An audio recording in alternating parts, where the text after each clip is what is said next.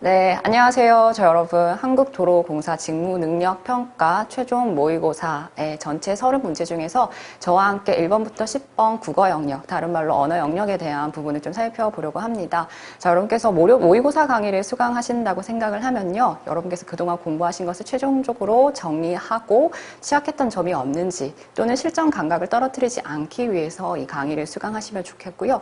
또 다른 측면에서는 이 모의고사 같은 경우가 실전 용도이기도 하지만 처음으로 준비하시는 단계에서도 진짜 시험이 이렇게 나오는구나 하고 나와 있는 문제의 성격을 보면서 방향을 잡아볼 수 있는 용도로도 활용할 수 있습니다. 여러분께서 어떤 단계에 속해진 간에 문제 유형이 이렇구나, 좀 빠르게 접근해야지 라는 식으로 좀 잘 활용하실 수 있으면 좋겠고요. 저는 국어 영역과 관련된 시험이 어떤 시험이든지 간에 저는 두 파트로 이제 영역을 나눕니다. 국어 지식이라는 부분과 국어 능력이라는 부분으로 좀 나눠서 설명을 드리고 싶은데요. 지식이라는 말은 말 그대로 지식적으로 암기하고 있어야 되는 내용이 시험 문제에 나오게 된다는 거죠.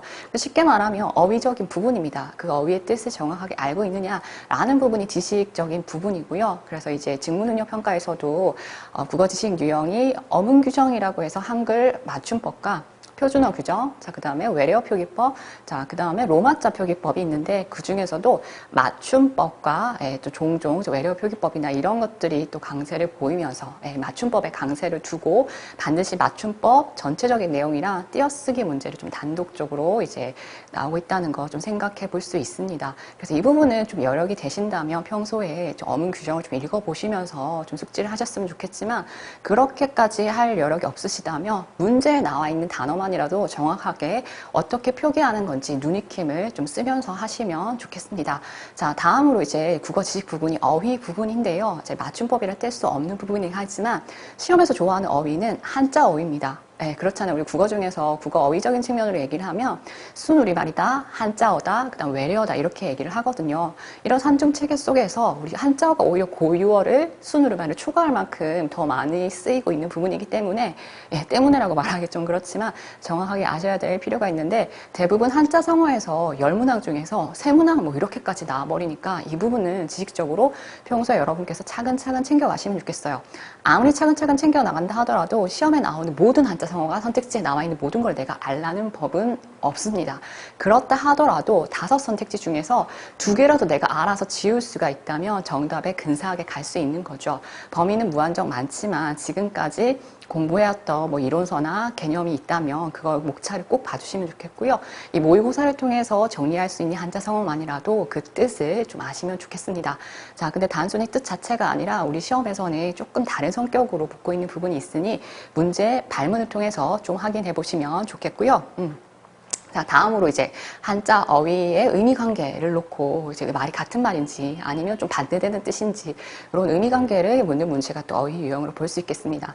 자, 그래서 국어 지식 부분이 이렇게 좀 절반 이상, 자, 10문항 중에서 절반 이상을 좀 차지하게 나오고 있고요.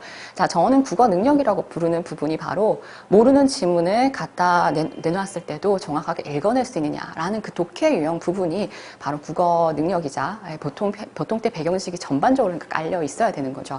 자, 그러고 이제 그 독해 중에서도 기존에 있는 사실만으로 그 앞 단계의 전제를 추리해낼 수 있는지 하는 추론 영역이 전형적으로 나오고 있는 거 좀 살필 수 있겠습니다. 제가 1강이라서 좀 서설이 좀 깁니다. 그래서 전체적인 문제 성격을 말씀을 드려야 여러분께서 방향을 잡는 게 편하실 것 같아서 말씀을 드리는데요. 자, 그래서 독해 부분 같은 경우에는 사실 이제 다른 시험이랑 비교했을 때 수능보다는 지문이 훨씬 짧지만, 그래도 다른 이제 성인들이 치는 시험들보다는 조금 긴 편이라고 말씀을 드릴 수도 있겠습니다. 특히 또 도로공사이다 보니까 도로와 관련된 교통과 관련된 그런 사회문화적인 요소가 제시문으로 나온다거나 이제 과학 지문이나 뭐 이런 것도 같이 살펴볼 수 있겠는데요. 이제 시간적으로 아무래도 압박이 있다 보니 차근차근 풀면 다 할 수도 있겠지만 아무래도 이제 좀 빠르게 처리할 수 있는 문제를 다 해놓고 독해 유형처럼 시간이 좀 소요되는 부분들을 좀 뒷부분에 배치해서 푸는 것도 하나의 방법일 수 있겠고요. 그래도 우리가 지시문을 정확하게 다 이해된다라기보다는 문제에서 요구하는 것을 찾아내서 읽는 연습을 하시는 식으로 시간을 절약하시는 게 좋은 방법입니다. 자, 그럼 본격적으로 1번부터 살펴보도록 할게요. 자, 이건 제 이력이니까 참고로 보시고요. 자, 먼저 맞춤법 유형의 띄어쓰기입니다. 이 띄어쓰기 같은 경우에는 이제 단독으로 나와요.